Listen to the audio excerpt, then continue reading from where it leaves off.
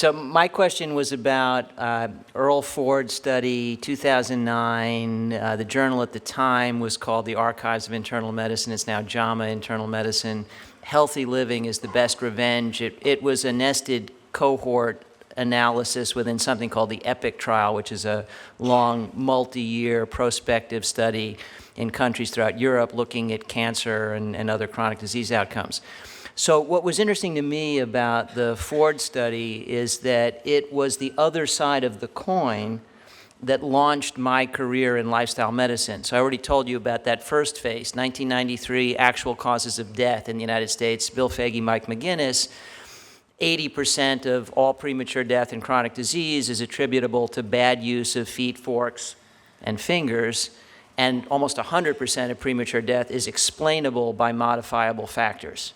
The Ford study, which came out in 2009, was survey analysis involving 23,000 people living in and around Potsdam, Germany, and the study focused on 4 factors. Do you smoke, yes or no?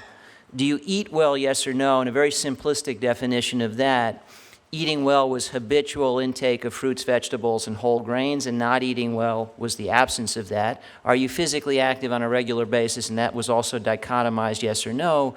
And do you have a healthy weight, yes or no? And they went on to compare the two ends of the spectrum over the multiple years of the study.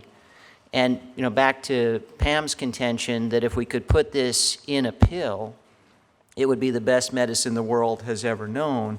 So the people who had 4 good answers, I don't smoke, I eat well, I'm active, my weight's fine, had an 80% lesser incidence of all major chronic disease over the multi-year span of the study than people who had 4 bad answers. I smoke, eat badly, don't exercise, my weight's not so good. If you flip the switch from bad to good on any one of these factors, the probability of developing any major chronic disease went down about 50%. But fire on all 4 cylinders, it's an apparent 80% reduction, and as best we know from other data sources, it's lifelong.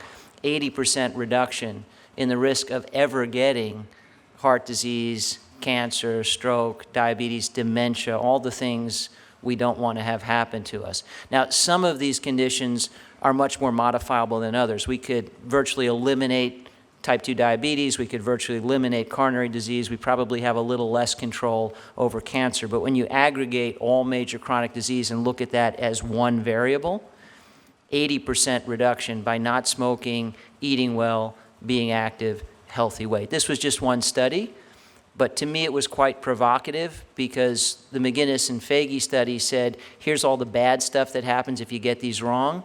The Ford study was a beautiful rebuttal saying, if you get them right, here's all the good stuff.